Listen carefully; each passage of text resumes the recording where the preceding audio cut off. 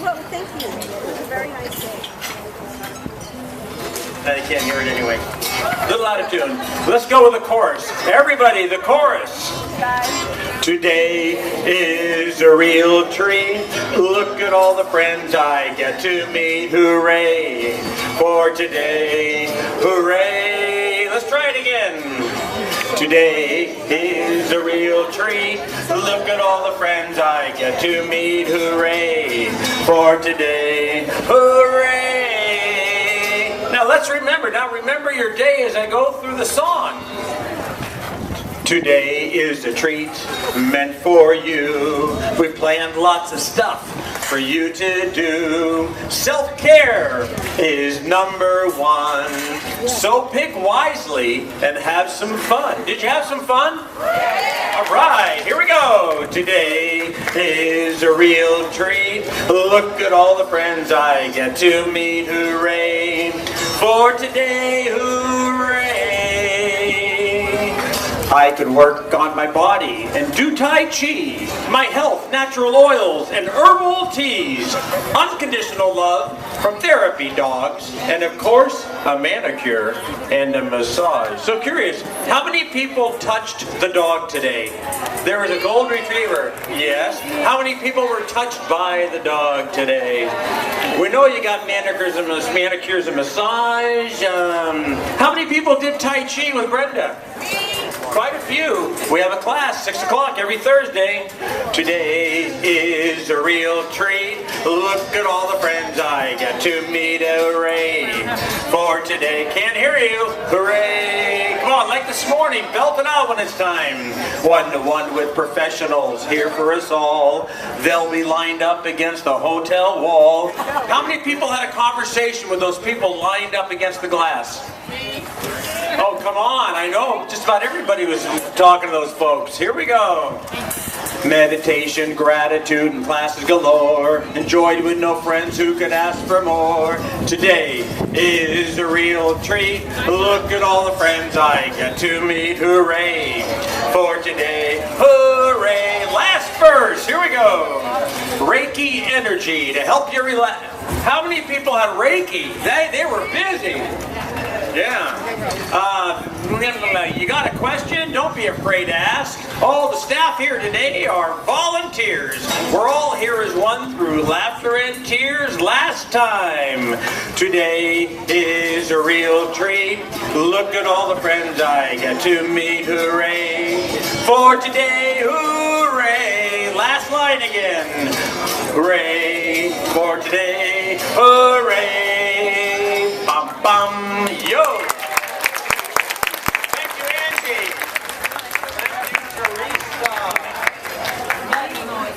I'll take this.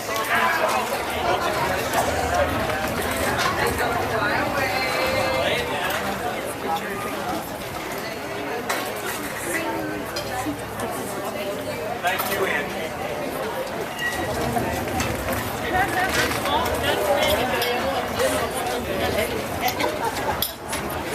There's something in this debate that looks kind of like the beginning of this debate. Yeah. I said, if I would have gone away to college, I would have been here. I did 9 weeks.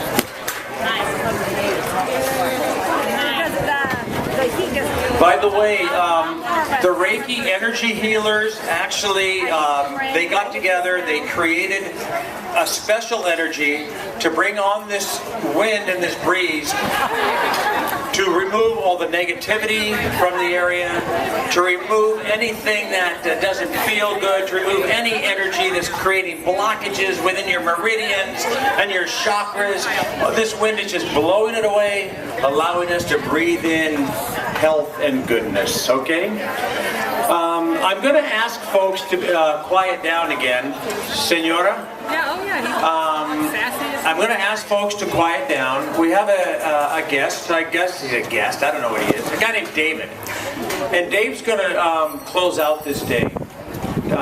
David I met a while ago, and I'm not even going to go into that history.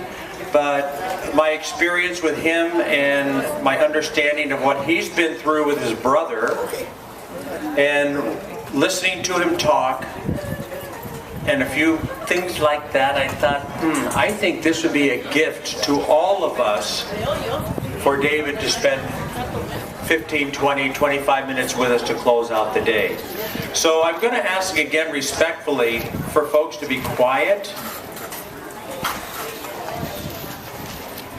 And I'm going to ask again respectfully for folks to be quiet. And let's give some attention to David. I think he's got a great message. It's going to be a great way to connect with this day. So with that being stated, that's your intro, buddy. Folks, this is David Goad.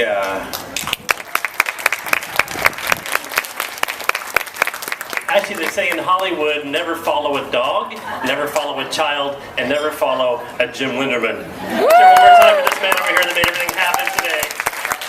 I've also been told that if the tent does take off at some point, just don't grab onto the ropes or anything, just let it go. There's no free hang gliding lessons. My story of hope begins with a phone call from my big brother Jeff. Hey Dave, remember when you dropped me off after the fishing trip at the softball game? Yeah, I remember that. Remember when I told you I swung the bat really hard and I pulled a muscle in my back? Yeah, I remember that. Remember how it kept hurting for a couple of weeks and I went to the doctor and checked it out? Yeah. Well, I had a crack in one of my vertebrae and they sent me for more tests and more tests and more tests. And I've got the C word.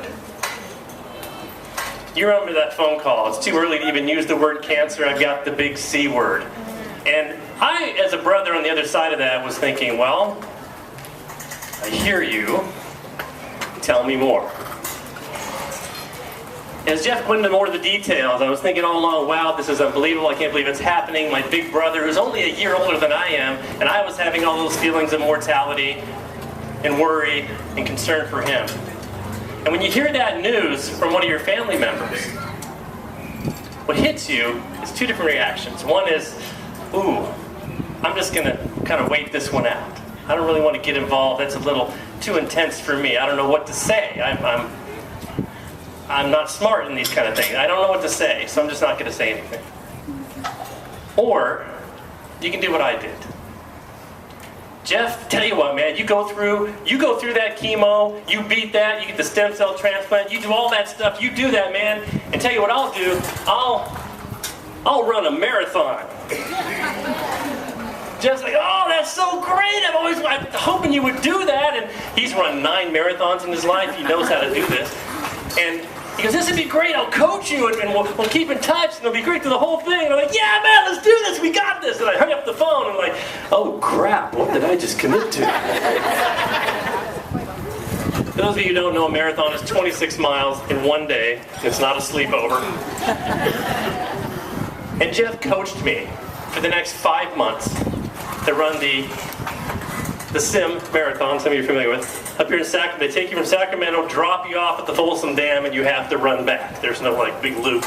And there's a bus that comes up at the end for all the people that are lagging behind, just in case you want to quit. They'll pick you up. And I was running at a 6-hour pace, which is right where what I called the Grim Reaper bus was coming up right behind me. And they kept like, hey, are you sure? Are you sure you don't want to get in the bus? I'm like, no, I got this. Because throughout that entire race, I was imagining the words my brother said to me.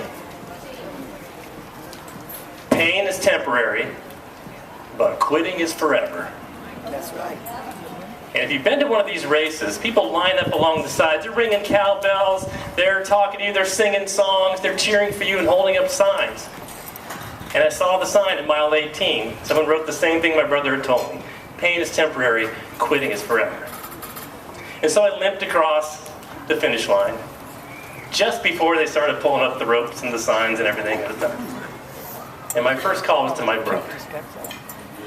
You did it, man, you did it. Thank you for inspiring me. I'm like, no, Jeff, I just did something I never thought possible. Thank you for inspiring me. Fast forward 1 year later, Another call from my big brother. Hey, Dave. Well, I got my number down. It started at 1,500. Now I'm down into, like the low teens. And doctor said I could run again. Like, oh, good. Like, like round the block. No. I want to do Chicago Marathon. I said, does your doctor know this? He said, yeah, I checked it out. He said, yeah, you're a little crazy, but, keep in touch and we'll... So Jeff signed us up.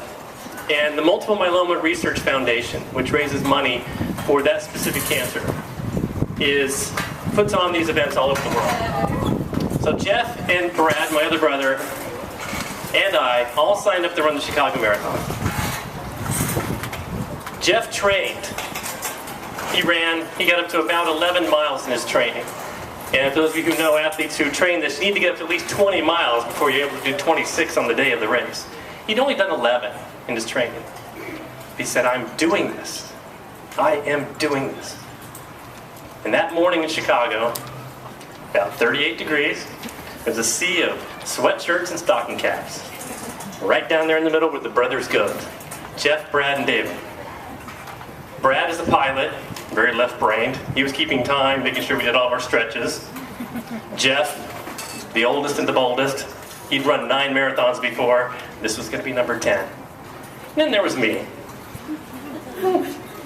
My only talent really is embarrassing myself. But I figured I might be in charge of entertainment that day. Because I knew he was going to hurt.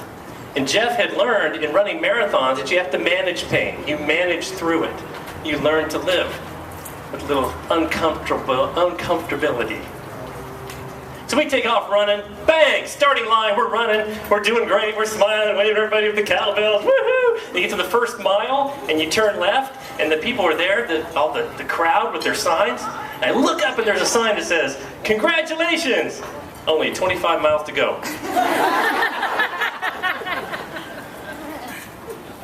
We just chug along very slowly. We walk, we run, we walk, we run, we walk, we run. At about 9 miles, Jeff starts to hurt. And Brad's like, are you sure you're okay? We can take another walk break. And Jeff's like, yeah, let's take another break. But I could see he was starting to suffer and focus on his pain. And so I looked around. Remember, I was in charge of entertainment.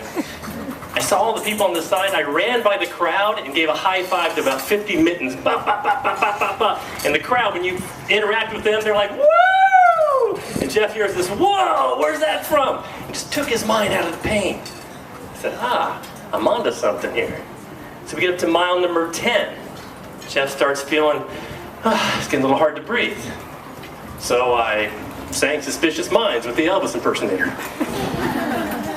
Mile number 12. Jeff said, I'm getting a cramp in my calf. I break dance with the bongo drummers. And all along we were building this momentum, but I knew when we got past mile number 11, where his training was, he was going to have that mental thing like, oh, I don't know if I can do this. And Jeff looked left at Brad, and he looked right at me. He says, you know what? You guys are like my training wheels. Thank you for coming out here today and help me get through this. Fast forward to mile number 18, the wall. Jeff pulls over to the side and says, man, we're going to have to walk for a while. I want to make sure I can save something for the end. So we walked for another 3 miles. Mile 21, he stopped. You ever see basketball players when they get tired, they grab their shorts and they do this? I didn't know if he could go on. And right at that moment, I came to the first thing that I thought of. I am stuck on Band-Aids, because Band-Aids stuck on me. Hot dogs, armor hot dog. I sang commercial jingles from the 70s for the next 4 miles. And he may have been annoyed by that, but he wasn't thinking about his pain. Mile 25, 1 mile to go. Jeff stopped and gave me that look. I'm done. And right at that moment, the angel appeared. She wasn't wearing wings or a halo. She had a shirt that said, certified massage therapist. And Jeff's like, no, I'm not sure I really need this. And Brad's like, lay down. He got down on the sidewalk. She worked him out for about 10 minutes. He got up. I can do this. And in the last mile of the Chicago Marathon, you may not be familiar with this, they put a hill in the last mile. The whole course is flat, but the last mile, a little bit of an uphill, just to see what you're made of. As we ran up that hill, I said, Jeff, this is just that proverbial uphill battle. I tell you. Coming into the home stretch to the finish line. And these announcers will look at your bib number, and they can look up your name and call it out. And I get here, and around the corner, here comes Jeff Goad and 2 friends. Jeff immediately corrected. These are my brothers. And when we crossed that finish line, Brad grabbed his left hand, and I grabbed his right hand, and we threw it above his head. And as they were taking our pictures, I said, Jeff, look what you did, man. Look what you did. He said, no. Look what we did. Sometimes the greatest achievements are not achieved in great leaps. They are assembled in small steps. Sometimes dance steps. Jeff inspired me that day.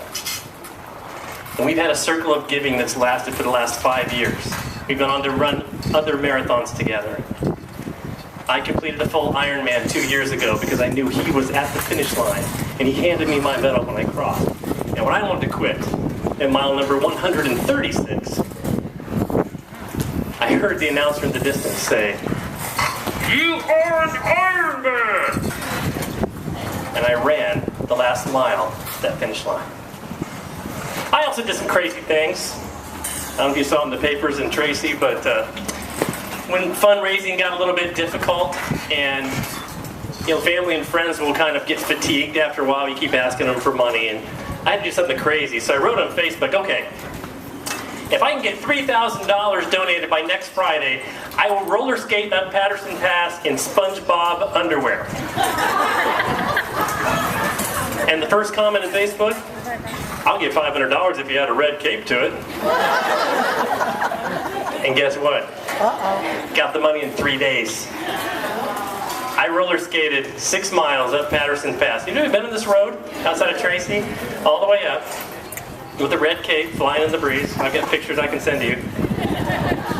Here's what happened. When you put yourself out on the edge like that, other people come and stand by your side on the edge. Partially maybe to keep you from going too far over, but mostly because they want to be part of it. And that's this circle of giving and energy and love that's happened over the last few years with my brother. Just 3 months ago, Jeff and his wife Ramona joined an expedition of 16 people and a lot of other support helpers like we had here today.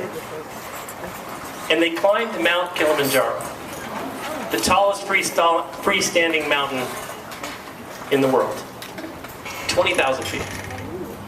The team raised over $250,000. And what's most amazing to me is Jeff had a relapse 6 months ago. And he's on chemo, past the worst part of it, but still getting treatment, and he did that climb. There's a 14-minute movie that you got to see, and I'm going to send it to Jim. He can email it after you. You have to watch this amazing display of courage. So this is my brother. And this is the reason I wanted to come and share that with you today. Because no matter what scale you want to achieve something, it may be, I just want to do needlepoint again.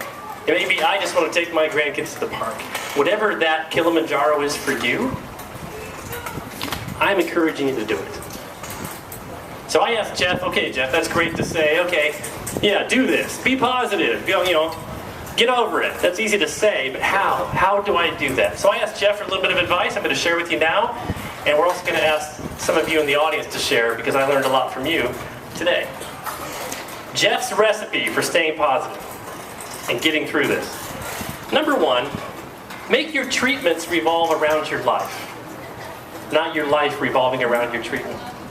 You may have heard that before, but to him it's about control. No, I'm going to decide. I'm going to the family reunion. We'll do the test on Wednesday, not Tuesday. He said that's probably been the number one piece of advice he would pass on to you no matter what stage you're in, is you have control of that. He said be your own best advocate. Challenge your doctor. He asks his doctor all the time, why is this the best treatment for me? And I know you've all been served with some of the best medical professionals in the world, but you're in charge. It's your body, it's your life. To the people who, hey, did I hear an amen out there? We're getting some church up in here. Okay. To the people in your life who ask, what can I do? Ask them to help you do what you're most passionate about. Maybe it's just going to a movie and not talking about any of this stuff for a while. Right? Wouldn't it be nice to just not talk about it? Just be with me. Just hang out with me. It's not that hard. Jeff's advice, raise the bar on your goals to give you something extra special to chase after. Right? It doesn't have to be running a marathon, but if there's something that you've never done before and you want to do it, go for it. And then finally, he says, make it your purpose to inspire others. And if you feel comfortable with going public with your story, you're probably going to have an impact on more people than you realize. Going public, which is difficult, means you're going to inspire somebody you don't even know. And today you met lots of total strangers here who demonstrated that you can find generosity with total strangers. So I did my homework before I came out here. I said, Jim, send me at least names of 3 or 4 people that I can talk to who've been to the event before. Send me good examples of people that are making it and living life with a positive attitude, because I want to learn why. And so I've got a couple of people I'm going to come down to the audience to talk to. If you could raise your hand. The first one is Leticia. Are you still here? Leticia's right down here. Something I heard from her that everybody else added in their own way was to give yourself permission to focus on yourself. Because you all give a lot, especially mothers and wives who serve everybody else all the time, and now suddenly you have to ask for help. And Leticia had just a few things to share about that. If you could just kind of let us know what we talked about on the phone for the group. We talked about a lot of stuff, jokes. Be a little bit more specific. Tell us about what it meant to you to have other people do things for you. I felt like a little kid. I felt like an old lady, an old grandma. They're holding my hand, helping you in the car. I didn't mind not having to be housework or cooking, things like that. That's wonderful. But you just sit there and you just feel worthless because everybody's doing everything for you. It's like, I can do this. If I couldn't do something, I'll let you know. So just let me do it. And if I don't get it right, I'll try until I can. If I can't, then someone else can take over. But just to try to do it sometimes is really hard. We can sit down and we can see all these things in our house, in our home, our work, our friends that don't come around anymore. They said they were going to be right there for you. Yeah, they're not there for you. A round of applause for Leticia. And for anybody who shares today, I brought a copy of a book to give you, Leticia. And then I will sign it for you afterwards. Unless you come to meet me afterwards. She just said something I think really important. And that was, when this happens, all the people that you thought would be there for you aren't necessarily there for you. But then you're surprised by the overwhelming generosity of total strangers, right? I want to talk to Tara. Tara, are you still here? Behind me. Well, you got to come up on stage then. Come on up. A round of applause for Tara as she comes up on stage. So when I talked to her, something that struck me was that she said, you are a light that affects everyone around you. And she decided at some point to be more public with her story. And that set up a chain of events that made positive changes in her life. I just want to ask you to talk a little bit about when you went public, why you did it, and then what happened after that for you. I think for me, I went public. I did a lot of sharing on Facebook and Instagram. And why I went public? I guess I felt like God didn't give this to me as a punishment. He gave it to me so I can get through it and live with courage and see things.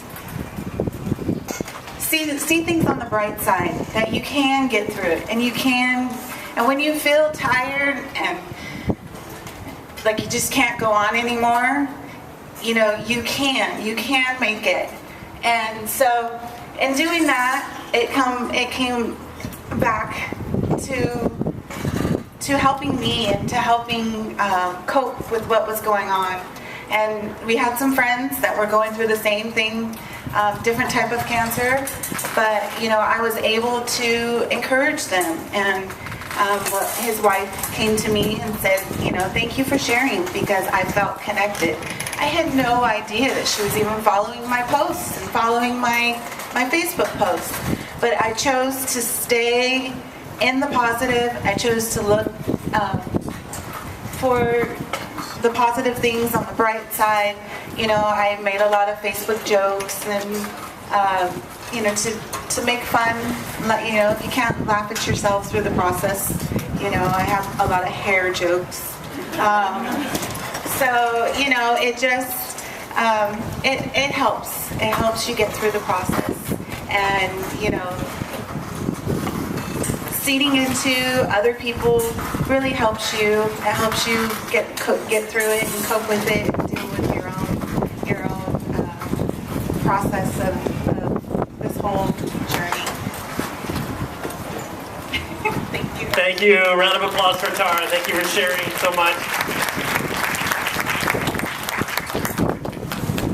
You know, by the way, I work in social media marketing, and you may not know this, but in Facebook, for every one person who likes or comments, there are at least 10 other people just reading that don't like or comment. There's a huge audience of people. I don't know how many friends you've connected with and all that, but there are more reading than you thought. We'll hear from somebody else on that in a moment. Real quick, where's Janet Rainey in the pretty hat? Oh, she's right here. Like I set this up. We've never met before, right, ma'am? Okay. So Janet said something that struck me. She said, you know, you gotta embrace positive people and just dismiss the rest. I'm sure she was doing this on the phone when she said that. Right? So Janet, I'm going to talk to you for a minute about, you know, immersing yourself in a positive environment, what that's meant to you, and what advice you have for the others here. Well, I've been surrounded with support from my friends at church. One lady in particular has spent so much time with me.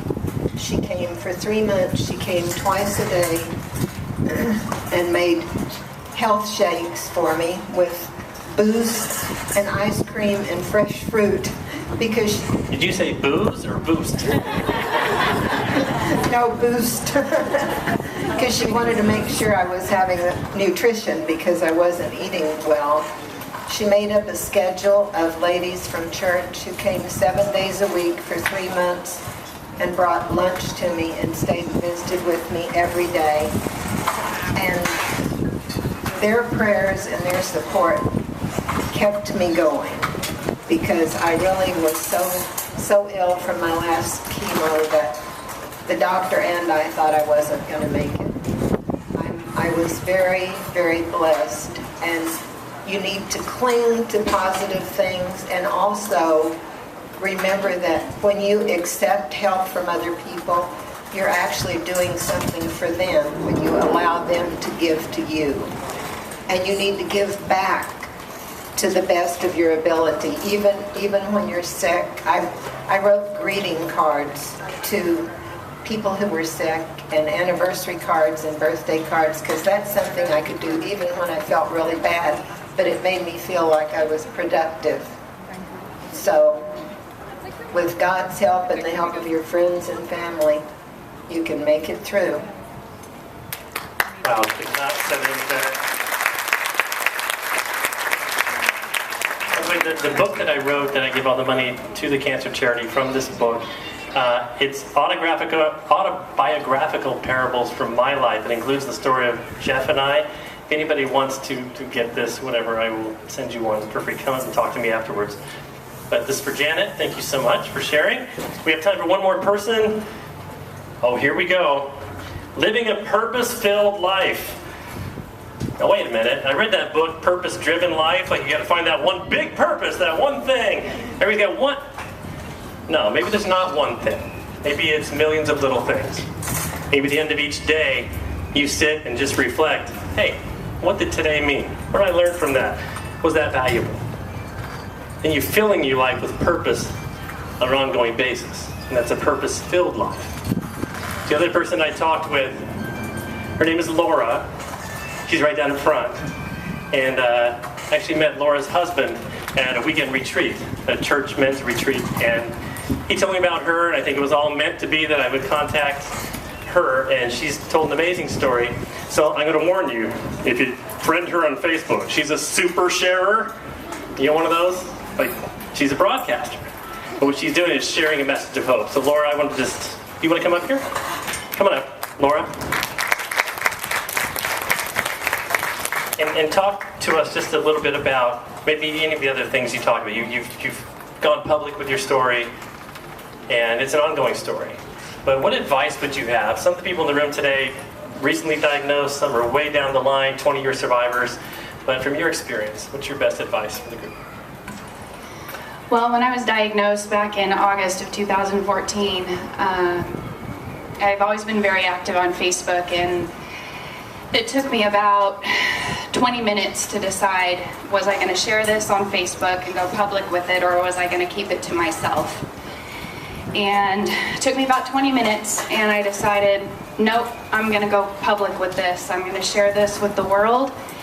And the reason I'm going to do this is that hopefully I can save somebody else's life through doing this.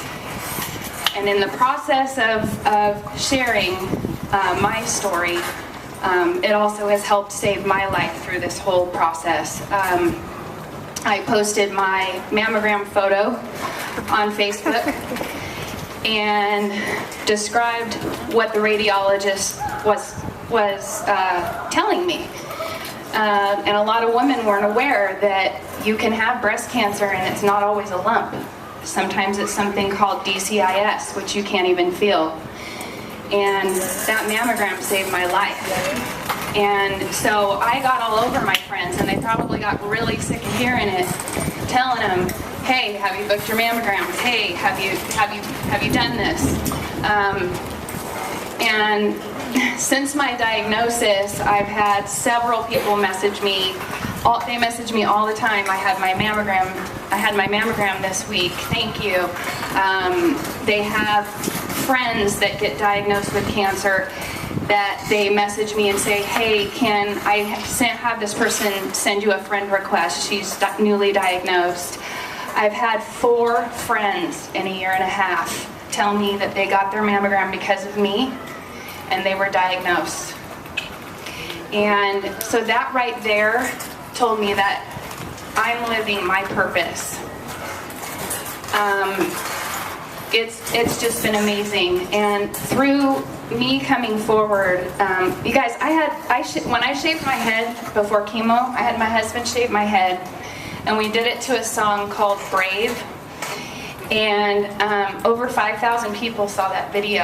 I live in Elk Grove, and I have people come up to me probably once a week or so, and they know me, but I don't know them. And they'll say, you're Laura. And I always feel stupid when they do that, because I'm like, oh, hi, hi, whoever you are. But they tell me, you inspire me. And through this process, I haven't had so much of those friends who haven't been there. Some of them do. They reach out, they'll text me, and they'll say, oh, I'm really sorry, I haven't called you in 6 months or what have you. And I say, hey, you know what? It's no problem. You've got 4 kids, a busy life, you've got a job. But what has really surprised me has been the kindness of strangers. When I was newly diagnosed, I was standing in the grocery store, and I was in, y'all know what this is like, right after you first get diagnosed, how dark it is. how it feels heavy, and I was literally shaking in the grocery store this day when I went with my husband. And I was in the produce department, and I had a lady just look at me, and she goes, "Are you okay?" And I said, "No, I'm not." And I almost like fell to the ground. And what you don't know is my mom passed away from breast cancer too. So I'm always kind of fighting that ghost. And this woman put her arms around me, and she prayed for me right there in the middle of Winco Foods in Elk Grove. And I had another gentleman named John who wasn't even my Facebook friend at the time, is the uncle of a girl I grew up with in Elk Grove, known her since the 3rd grade. He had seen one of my posts on Facebook about medical bills.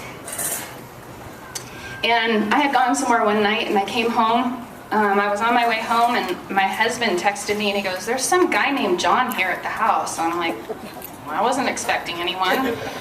And so I pull up in the driveway, and there's a strange truck in the driveway, and I walk in, and this guy, I was blown away. He says, "I understand you guys are having some issues with some financial bills." And this was right before Christmas. This was like 3 weeks before Christmas. I hadn't gotten my disability. Nothing had kicked in yet. Do you know that man wrote me a check for $1,000? $1,000, you guys. And so my life's purpose now is to pay forward the empathy that has been shown to me by strangers. My girlfriend and I were driving one of the busiest intersections in Sacramento a couple weeks ago, and there was this little old man. His name was Ernie. And I only know that because, I'll get to that in a minute. It's a 6-lane road, and it's really, really busy, and he's trying to get across the street. He pushes the button, and he's trying to get across the street, and he can't make it across in time, and the light starts beeping, and he has to go back. And I tell my friend, I'm like, "Beth, I'm worried about this guy. I'm worried that someone's going to hit him. Someone's not going to be paying attention, and he can't make it across that street by himself." And I was in tears. And I guess cancer just makes you a little more empathetic to others, which is a blessing. So we pulled over in the McDonald's parking lot, and I got out, and I stood with Ernie on the street corner, and when the light changed, I said, "I'm going to help you across the street." And he said, "Well, I'll be darned, you made my day. You sure you don't want to come home with me and spend the day with me?" And I tell you what, that blessed me so much. And so, you know, if you go public with your story, you're going to inspire other people. Other people are going to come forward to help you, and that's going to bless you so much. And so that's what cancer has done for me. And sorry if I've been too long-winded, but...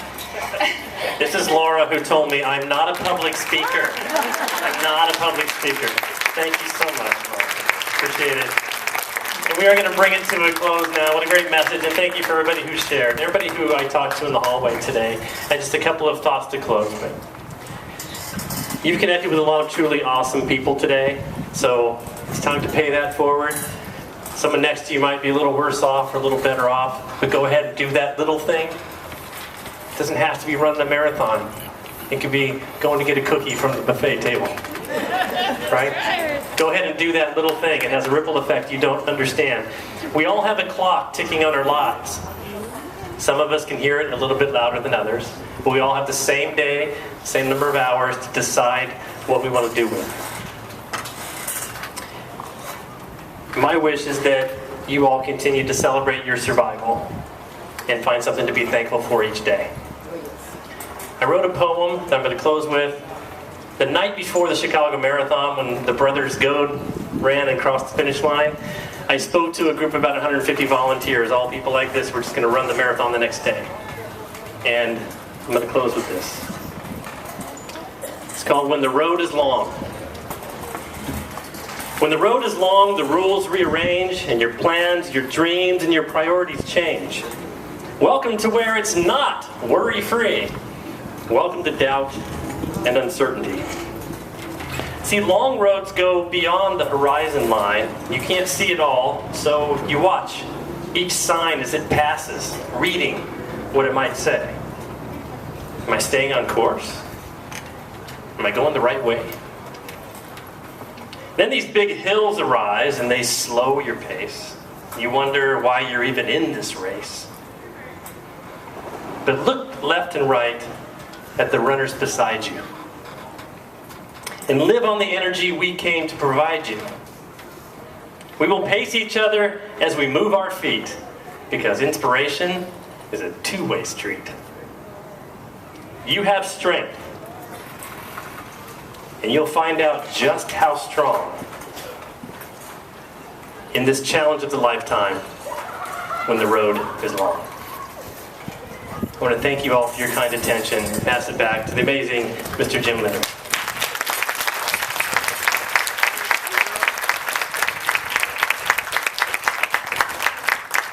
Keep it going for Jim. He has self-esteem issues. He needs the applause. Thank you, David. Thank you, Laura. Thank you for just the stories.